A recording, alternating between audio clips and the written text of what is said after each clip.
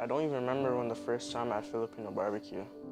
I do remember that sweet, salty, and tasty barbecue has been around in our family ever since, who knows, and further back the tradition originated.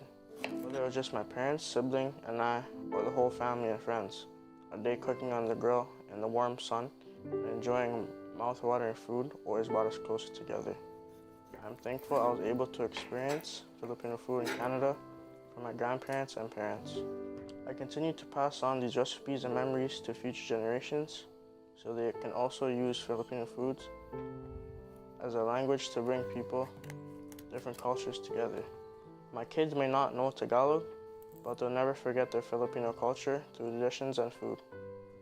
I remember when my tito would tell me, give a plate filled with every Filipino dish and dessert at the party to the neighbors, because it was always a tradition to share a plate of food whenever there was a party happening. The neighbors would always be happy to accept the plate and sometimes even ask for seconds. This small gesture opened so many hearts and created unforgettable memories, which brought the neighbors and my family together. The neighbors are able to taste Filipino food and maybe even find a new taste which they'll continue to crave and wanting more to learn about. One of the best parts of a Filipino get-together is the bonding time.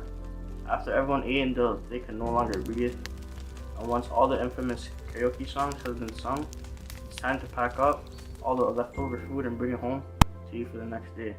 Once you eat the food the next day, the delicious food reminds you of how much fun you had with your friends and family the night before. Sometimes even the leftover food would be your school lunch the next day. I remember I used to always take my Filipino food to school for lunch. I'd always be proud and excited about what I had for lunch because I knew it was amazing from the party the other day.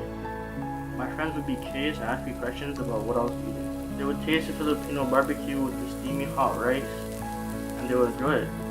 After that, they wanted to try more Filipino food and would be interested in learning about my Filipino culture. Until today, we always look back and think about the time we tried Filipino food for the first time.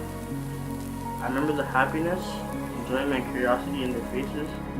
It's just so awesome to be able to share my culture in a different way than most people expect.